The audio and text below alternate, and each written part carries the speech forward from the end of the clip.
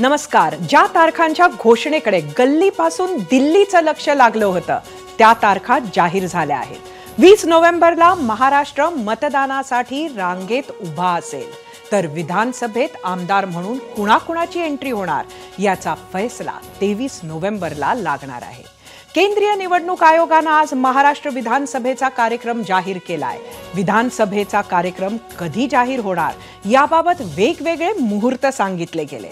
मात्र आजच विधानसभेचा कार्यक्रम जाहीर होणार ही बातमी सर्वप्रथम महाराष्ट्राला एबीपी माझानं दाखवली आणि त्यावर आज केंद्रीय निवडणूक आयोगानं शिक्कामोर्तब केलंय. विशेष म्हणजे एका टप्प्यात महाराष्ट्राच्या निवडणुका होणार आहेत.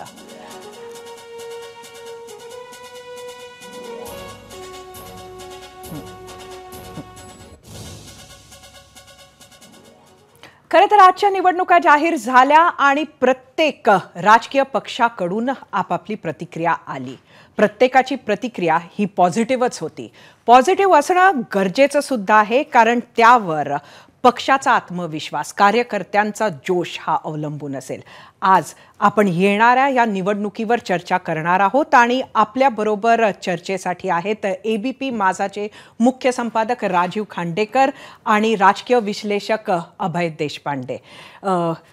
सगळ्यात आधी खरं तर सगळ्यांनीच म्हणजे आपण पाहतोय गेल्या काही काळापासून की एखादा मुद्दा आला की त्याच्या विरोधातच विरोधक बोलतात आणि जे सत्तेत आहेत ते त्या बाजूनं बोलत असतात. आज पहिल्यांदा एक वाक्यता दिसली. सगळ्यांनी स्वागत केलंय. तुम्ही कसं बघताय या येणाऱ्या निवडणुकीकडे?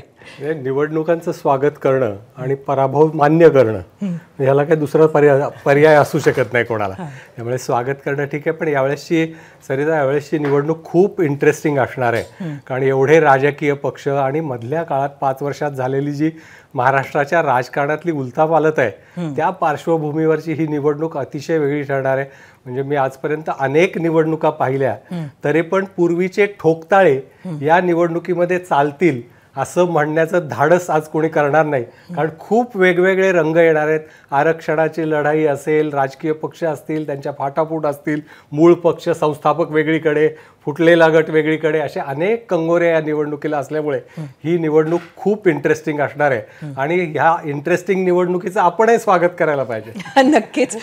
राजीव, खरं तर आपण लोकसभेचा निकाल सगळ्यांनी पाहिला आणि आपण बघितलं की त्यावेळेला एकंदरीत जे काही प्रेडिक्शन्स झाले होते त्यापेक्षा काहीचं वेगळा तो निकाल राहिला. त्यानंतर सत्तेत असलेल्या मंडळींनी बरंच काही बदलण्याचा प्रयत्न केला. त्याचे परिणाम किंवा तो बदल खरंच मतदानात दिसेल असं वाटतंय का? नाही सरिता, ज्या पद्धतीनं गेल्या काही दिवसांमध्ये महाराष्ट्रातलं महायुतीचं सरकार ज्या धडाक्यांनी निर्णय घेते, म्हणजे आपण परवा बातमी केली होती की गेल्या 10 दिवसांमध्ये जवळपास 1200-1250 GR निघाले. म्हणजे इतके निर्णय 10 दिवसात घेतले गेले आणि रोज 150-200 निर्णय घेतले जात होते. आणि असा समाजातला एकही घटक नसावा की ज्याच्यासाठी सरकारनं गेल्या 4 महिन्यांमध्ये काही केलेलं नाहीये.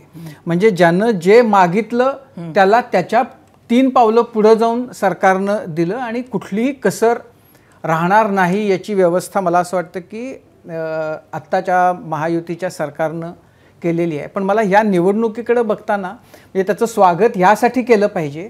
19मध्ये जी निवडणूक झाली त्यानंतर महाराष्ट्रामध्ये ज्या पद्धतीनं राजकारण झालं आणि सगळं राजकारण म्हणजे ढवळून निघणं हा फार सौम्य शब्द झाला, असं काहीतरी महाराष्ट्राच्या राजकारणात होतंय. त्याच्यामध्ये राजकारण्यांचं राजकारण होत असेल, पण म्हणजे मीडियापासून सगळेजण इतके असे त्या मिक्सरमध्ये गेल्यानंतर जसं ते असतं ना तसं फिरणं सगळ्यांचं ज्या पद्धतीनं सुरू आहे. मी या निवडणुकीकडं ह्याचं स्वागत यासाठी करतोय किंवा करीन किंवा सगळ्या मीडियानं यासाठी केलं पाहिजे की ही जी सगळी दमछाक होती ती आता संपावी या निकालानंतर, म्हणजे 23 नोव्हेंबर नंतर. आणि झालंय असं की म्हणजे लोकसभेच्या निकालानंतर लोकसभेचे निकाल ज्या पद्धतीनं आले, सर्वे आले आणि त्याच्याबद्दल म्हणजे शास्त्रशुद्धपणानं अभ्यास करणारे ओपिनियन पोल, एक्झिट पोल हे सुद्धा ज्या पद्धतीनं तोंडावर पडले तर त्यामुळं कोणतेही आडाखे बांधणं, अंदाज करणं हे आता म्हणजे नंतर तुम्ही किती मूर्ख आहात हे सिद्ध करण्यासाठी उपयोगी व्हावा अशा पद्धतीचं आहे. आणि त्याची पाठोपाठची आपण उदाहरणं बघतो. मध्य प्रदेशमध्ये सगळ्यांनी अंदाज केला होता की काँग्रेसचं तिथं नक्की सरकार येईल. हरियाणामध्ये तर म्हणजे भाजप पाचोळ्यासारखा उडून जाईल. सर्वे पण तसे होते, लोक बोलत पण तसे होते आणि प्रत्यक्षामध्ये निकाल जे आले ते इतके विपरीत स्वरूपामध्ये आले. तर त्यामुळं महाराष्ट्राच्या बद्दल जर आपण बोलायला गेलो तर म्हणजे इतके पक्ष, म्हणजे किती पक्ष महाराष्ट्रामध्ये आत्ता आम्हीच म्हणजे जणू काही सत्ता तेच स्थापन करणार आहेत अशा पद्धतीनं तिसरी, चौथी, पाचवी, सातवी किती प्रकारच्या आघाड्या आपल्याकडं आता जन्माला येत आहेत. सगळ्यांचे आपण आवेश बघतोय. पण त्या सगळ्याबरोबर म्हणजे ज्या पद्धतीचं आत्ताचं राजकीय वातावरण आहे तर म्हणजे ह्याच्यातून नेमकं पुढच्या 1.25 महिन्यामध्ये काय काय घडेल आणि कसं घडेल हे पाहणं आणि ते लोकांपर्यंत घेऊन जाणं हे फार आनंददायक असेल, पण त्यापेक्षा चित्त थरारक असेल असं मला वाटतं. नक्कीच. आणि खरंच हे माध्यमांसाठी सुद्धा आत्ता येणाऱ्या काळात एक आव्हानच राहणार आहे. अभय, जसं राजीवनं आत्ता म्हटलं तसं इतक्या घोषणा सरकारनं केल्या गेल्या काही काळात आणि त्या लोकसभेच्या निकालानंतरच सुरू झाल्या. लाडकी बहीण योजना त्यांना प्रमोट करायला वेळ मिळाला, मात्र एकेका कॅबिनेटमध्ये 40-40, 50-50 लोकहितार्थ योजना त्यांनी घोषित केल्या. त्याचा खरंच फायदा होऊ शकतो का? त्याचा ज्या पद्धतीनं त्या योजना लोकांपर्यंत पोहोचायला पाहिजे, म्हणजे आम्ही तुमच्यासाठी अमुक केलं ह्या सांगण्याचं वेळ सुद्धा त्या यादीमध्ये खरं तर मिळालेला नाही. म्हणजे मला वाटतं की सरकारने कुठल्याही घटकाला आपण सरकारच्या खिचगिणतीतच नाही आहोत असं वाटू नये याची काळजी घेतली आहे. त्या योजना म्हणजे सरकारचे जे परंपरागत मतदार आहेत, ज्यांना की अनेकदा आपण बॉन्डेड वोटर म्हणतो, अशा स्वरूपांच्या लोकांसाठी सुद्धा काही महामंडळ असेल, काही ना काहीतरी गोष्टी सरकारने दिलेल्या आहेत. एक होतं की आता म्हणजे ब्रिटिशांपासूनची नीती आपण avoid and divide and rule ऐकली होती. मध्यंतरीच्या काळातलं मेजॉरिटेरियन पॉलिटिक्स बघितलं आपण, ज्याच्यामध्ये एका घटकाला अवॉइड अँड रूल असा एक प्रकार बघितला. आता एक प्रोव्हाइड अँड रूल असं करून सगळ्या वर्गाला काहीतरी प्रोव्हाइड करा आणि सत्ता मिळवा असं एक नवीन मला वाटतं सूत्र मोठ्या प्रमाणात सुरू झालंय. अर्थात निवडणुकीच्या तोंडावर निर्णय होण्याचं काही पहिलं उदाहरण आहे असं नाही. म्हणजे 2014ला लोकसभा निवडणुका झाल्या आणि लगेच मराठा आरक्षणाचा त्यावेळेस निर्णय झाला होता. तो खूप वर्षांचा प्रलंबित होता. लगेच ती राणे समिती नेमली, घाईघाईने तो निर्णय घेतला. त्याच पद्धतीने पुढच्या काळातही सरकार निवडणुकीच्या आधी असे निर्णयाचं जे मला वाटतं की त्याच्यासाठी राखून ठेवलेल्या काही गोष्टी असतात असे मोठे मोठे निर्णय घेतात. आता काल शेवटचा त्यांनी मुंबईला टोल मुक्त करण्याचा एक मोठा निर्णय घेतला आणि प्रत्येक निर्णयाचा काही ना काहीतरी फायदा निश्चितपणे होत असतो. पण केवळ फ्री वीजवर इलेक्शन जिंकता येत नाही हेही तेवढंच खरं आहे. पण अर्थात याचा फायदा होतो आणि जेव्हा काटेकी टक्कर ज्याला म्हणतो त्यावेळेस अशी मतं खूप निर्णायक ठरतात. अभय, त्याच्यामध्ये आणखीन एक मुद्दा असा आहे की ही जी काय म्हणजे धुरळा उडवून दिला ना निर्णयांचा, तर त्याला विरोध करणं शक्य नाहीये. बरोबर. म्हणजे यातल्या कुठल्याही निर्णयाला कसा विरोध कराल तुम्ही? एकीकडे तुम्ही म्हणणार की 1,500 रुपये द्यायचे तर सरकारचं दिवाळी निघेल, नोव्हेंबर डिसेंबरमध्ये पगार निघणार नाही, आणि तुमच्या जाहीरनाम्यात तुम्ही 2,000 रुपयाचं आश्वासन देणार. अशाच पद्धतीचं आता एकदा उलट्या पायाची शर्यत सुरू झाली की ती त्या पद्धतीने होतेच.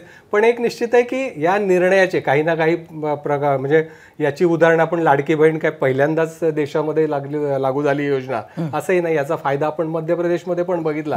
डायरेक्ट बेनिफिट ट्रान्सफरचा निश्चितपणे काही ना काहीतरी फायदा होतो आणि याचाही होईल असं दिसतंय. येणाऱ्या काळामध्ये मराठा मतदाराचा किंवा मराठवाड्याचा जो मूड आहे त्याचा नेमका काय परिणाम होताना दिसतोय निवडणुकांवर? साधारणतः लोकसभेच्या वेळेस आपण झालेलं ध्रुवीकरण जर बघितलं त्यावेळेस मतांचं, तर त्याचा काही ना काहीतरी परिणाम आत्ताही दिसणार. कारण काही फार कालावधी गेलेला नाही आणि प्रश्नही तसाच आहे, आंदोलनही सुरू आहे. फक्त एवढंच आहे की आता कॅनव्हास छोटे जेव्हा होतात निवडणुकांचे तेव्हा पक्षाचं पेक्षा उमेदवारांनाही तेवढंच महत्त्व येतं त्या तुलनेत. आणि मग अशा वेळेस स्थानिक पातळीवर त्यांचे असणारे संबंध, त्या आंदोलनाशी असलेला कनेक्ट त्यांचा, या सगळ्या गोष्टी त्यांच्या पक्षाबरोबर त्याही महत्त्वाच्या ठरतात.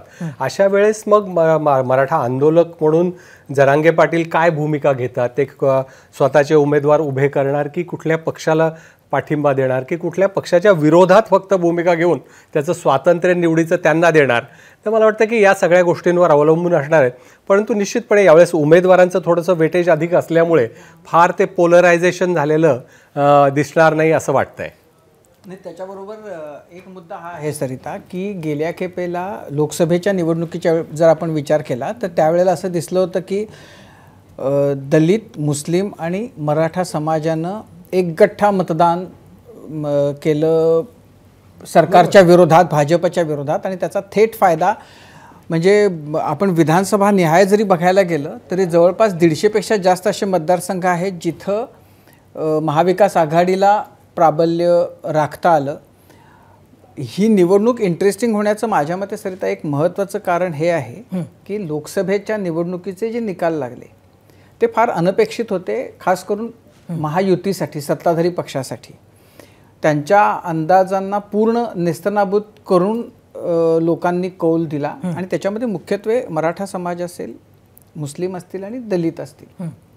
आता प्रयत्न हा आहे की यातल्या मुस्लिम म्हणजे हे जे घटक आहेत त्यातल्या बाकीच्या दोनांपेक्षा मराठा समाजाला परत कसं आपल्या बाजूनं करता येईल, आणि जर ते शक्य होत नसेल तर मग हे ध्रुवीकरण पूर्णच करून मग ओबीसी आणि मराठा जसं हरियाणामध्ये झाल्याचं आपल्याला पाहायला मिळालं त्या पद्धतीनं करून तिथं जाट समाज भाजपच्या विरोधामध्ये होता असं मानलं जात होतं. तिथलं इलेक्शन जे झालं ते शेतकरी तिथला अग्निवीर म्हणजे जवान खास करून आणि जाट समाज यांचा काँग्रेसला मोठा सपोर्ट होता आणि त्याच्यामुळं भाजपला त्याचं नुकसान होईल असं तिथं आडाखे बांधले जात होते. पण तिथं ओबीसींचं ज्या पद्धतीनं मतदान भाजपनं आपल्या बाजूनं करवून घेतलं त्याचा तिथं सत्ता येण्यामध्ये त्यांना मोठा फायदा झाला. महाराष्ट्रामध्ये याच प्रकारचे प्रयत्न या निवडणुकीमध्ये किंबहुना गेल्या काही काळापासून सातत्यानं होताना दिसत आहेत. पण हे करतानाच या सरकारमधला एक पक्ष किंवा मुख्यमंत्री स्वतः मुख्यमंत्री शिंदे यांनी मराठा समाजासाठी आपण कसे आहोत त्यांच्याबरोबर हे सातत्यानं दाखवण्याचा प्रयत्न केला. त्यामुळे भाजप ओबीसींच्या बाजूनं आहे असं सतत दिसत राहिलं, दाखवत ते राहिले. त्याचबरोबर मराठा समाजाला पूर्ण सोडून दिले असं होणार नाही असं अजितदादा आणि एकनाथ शिंदे यांची स्ट्रॅटेजी त्या पद्धतीची राहिली. त्यामुळं गेल्या 6 महिन्यामध्ये लोकसभेच्या नंतरचं जे काही महाराष्ट्रातलं चित्र आहे, राजकीय चित्र, ते या पद्धतीनं आपल्याला अनुकूल करवून घेण्याचा प्रयत्न महायुतीतल्या 3 प्रमुख पक्षांनी, 3 प्रमुख नेत्यांनी करवून घेतलेला आहे. त्याला किती यश आले ते आपल्याला या निवडणुकीमध्ये बघायला मिळणार आहे. समाजाचा जो क्षोभ सगळा भाजपाबद्दल दिसला तो लोकसभेत शिंदेच्या उमेदवारांबद्दल तेवढा तो राग दिसला नाही त्या प्रमाणात. हाच खरं तर मुद्दा आहे की तो राग दिसला नाही शिंदेसाठी. हे जरी मान्य केलं तरी शेवटी त्याचा फटका हा एकंदरीत महायुतीला बसलेला आपण बघितला. आणि आजही अगदी निवडणूक घोषित झाल्यानंतर मनोज जरांगे यांचं जे काही वक्तव्य होतं, त्यांनी एक छोटीशी पत्रकार परिषद घेतली, त्यामध्ये सुद्धा त्यांचा तोच राग आज परत एकदा व्यक्त झाला आणि कुठेतरी त्यांनी पाडा असं म्हटलंय. एक त्याच्यामध्ये आता जरांगेंनी अशी भूमिका घेतली आहे, जरांगे आणि छत्रपती संभाजीराजेंनी, की ते आता पक्ष करून ते आता निवडणूक लढवायचं वगैरे असं बोलतायत. तर जर ते निवडणुकीच्या मैदानात उतरले तर कदाचित ते महायुतीच्या पथ्यावरच पडेल. कारण त्याच्यामुळे जी मतविभागणी होणार ती महाविकास आघाडीकडे जाणारी मतं ह्या मंडळींकडे जातील. तर त्यामुळं जी स्ट्रॅटेजी हरियाणामध्ये भाजपची होती की जिथं म्हणजे जाट बहुल मतदारसंघ, जिथं जाटच वर्षानुवर्ष फक्त निवडून आलेला आहे, तिथं हे पाहिलं गेलं की एकाच्या समोर 5-6 तगडे जाट उमेदवार उभे केले गेले आणि त्याचा फायदा भाजपला तिथं बघायला मिळाला. इथं जर जरांगे आणि छत्रपती संभाजीराजेंच्या पक्षाला जर ते निवडून येण्या इतकी जर त्यांना ताकद उभी करता आली तर अर्थातच ते त्यांचं मोठं यश असेल. पण अदरवाईज गेल्या खेपेचं जे कॉम्बिनेशन होतं तर दलित, मुस्लिम, मराठा, त्याला या पक्षांच्यामुळं म्हणजे जसे हे पक्ष आहेत तसेच पक्ष महायुतीच्या मध्ये सुद्धा मतविभागणी करण्यासाठी उभे ठाकलेले आपल्याला दिसत आहेत. पण जरांगेंची भूमिका अजून पाहिजे तशी स्पष्ट नाही. मला वाटतं की ते काही दिवसानंतर ते अधिक स्पष्टपणे कदाचित भूमिका घेतील. परंतु एक आहे की या निवडणुकीमध्ये मागच्या वेळेस ज्याचा कॅनव्हासचा ज्याचा उल्लेख केला की 6 मतदारसंघ विधानसभेचे आहेत, लोकसभेत त्याचा एकत्रित जो इम्पॅक्ट होतो तो मोठा दिसतो. दुसरं आपण ज्याचा उल्लेख म्हणजे धुळ्याचा करतो आपण नेहमी, की धुळे लोकसभा मतदारसंघात 5 मतदारसंघामध्ये विधानसभेच्या सेगमेंटमध्ये भाजप पुढे आहे आणि एका विधानसभेमुळे निवडणुकीचं चित्र बदलतं. तर अशा पद्धतीचं जर ते विभाजन झालं तर ते इकडे एवढा फटका बसणार नाही. दुसरं असं आहे की ज्याचा हरियाणाचा उल्लेख झाला आता, हरियाणामध्ये 1000, 1200, 1500 असे मतं घेणारे जे उमेदवार होते त्याच्यामुळे सगळं निवडणुकीचं चित्रच बदललं. तर तोच प्रकार महाराष्ट्रात आता हे आघाडी आणि युती आहे, याच्या व्यतिरिक्त मनसे असणार आहे रिंगणात, त्याच्या व्यतिरिक्त प्रकाश आंबेडकरांची वंचित आघाडी असणार आहे, संभाजीराजेंची वेगळी तिसरी आघाडी असणार आहे, याच्या व्यतिरिक्त जरांगे स्वतः या आघाडीत जातात की वेगळे उमेदवार उभे करतात. आणि यावेळीस या पोस्ट पोल अलायन्स ज्या झालेल्या आहेत 2019 नंतर एक पक्ष जॉईन झालेले, त्याच्यामुळे बंडखोरी पण मोठ्या प्रमाणात होऊ शकते. आणि कदाचित 95 नंतर 95ला 45 अपक्ष निवडून आले होते, त्याच्यानंतरचा मोठा आकडा जर यावेळेस दिसला तर ते आश्चर्य वाटायला नको. खरं तर ना, म्हणजे प्रश्न हा आहे की लोकसभेमध्ये मनोज जरांगे यांचे उमेदवार नव्हते. मनोज जरांगे यांची फक्त एक भूमिका होती आणि त्या भूमिकेचा फटका महायुतीला बसला. आता जसं राजीव म्हणाले तसं हरियाणासारखं जर अनेक उमेदवार उभे झाले तर एखाद वेळेला भाजपाचं ते पथ्यावर पडेल. पण अजूनही मनोज जरांगेंच्या जी भूमिका दिसते त्यात शेवटी ते कोणालाही उभं नाही करणार आणि पाडायचा निर्णय घेणार असं सुद्धा होऊ शकतं. त्यामुळंच जरा म्हणजे असं आहे की मनोज जरांगे आणि संभाजीराजेंची भूमिका अंतिमतः काय राहणार आहे, म्हणजे ते उमेदवार उभे करणार आहेत का पाडायसाठी ते प्रयत्न करणार आहेत, हा सगळ्यात कळीचा मुद्दा आहे. आता कसं आहे की जर समजा यांना पाडा असं म्हणून जर समजा जरांगे आणि संभाजीराजे यांनी जर त्या दिशेनं जर ते गेले तर, आणि समजा असं आहे की हा मराठा नाही म्हणून याला पाडा, तर अर्थातच त्याचं कन्सॉलिडेशन त्याचं उलट्या बाजून होईल की अरे हा इतर जातीचा आहे, ओबीसी आहे म्हणून याला निवडून द्या.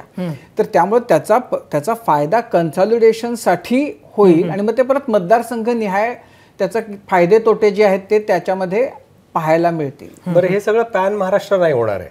म्हणजे मागच्या वेळेस सुद्धा म्हणजे आता मराठवाड्यात जेवढा त्याचा इम्पॅक्ट सगळा दिसला तो तेवढा इम्पॅक्ट बाकीच्या ठिकाणी त्या गोष्टीचा नाही दिसला. म्हणजे वेगवेगळ्या ठिकाणी वेगवेगळं कन्सॉलिडेशन झालं आणि त्याचा फायदा झाला आघाडीला. ज्याचा उल्लेख झाला की दलित, मुस्लिम, आता विदर्भात कुणबी समाज भाजपावर नाराज होता, त्याचा फटका काही प्रमाणात बसला. पण मधल्या काळामध्ये डॅमेज कंट्रोलसाठी अनेक म्हणजे ज्याला मायक्रो प्लॅनिंग म्हणतं अशा बऱ्याच गोष्टी भाजपाने केलेल्या दिसत आहेत. म्हणजे ह्या सरकारच्या निर्णयाची आपण चर्चा करतो, एवढे 2000 GR निघाले, तर त्याच्यामध्ये बऱ्याचशा गोष्टी या मायक्रो प्लॅनिंगच्या संदर्भातल्या होत्या. आणि आता विधान परिषदेवर घेतलेले घटक, त्यांचे प्रतिनिधित्व कुठल्या कुठल्या जातीला दिलंय, तर याचा निश्चितपणे काही ना काहीतरी परिणाम. माझ्या मते ना शेवटचं जर एकच शब्द तर विदर्भ काय करतो हे या निवडणुकीमध्ये माझ्या मते सगळ्यात इंटरेस्टिंग आणि सगळ्यात महत्वाचं असणार आहे. कारण गेल्या खेपेला भाजपला सगळ्यात तोंडघशी विदर्भानं पाडलं होतं. या खेपेला विदर्भ काय करतो, गेल्या खेपेसारखंच तो एकतर्फी काँग्रेसच्या बाजूने उभा राहतो का त्याच्यामध्ये फूट पाडण्यामध्ये स्वतःची वोट बँक जी गेलेली आहे ती परत राखण्यामध्ये भाजपला यश मिळतं, याच्यावर या निवडणुकीचं सगळं भवितव्य अवलंबून आहे. एबीपी माझा, उघडा डोळे बघा नीट.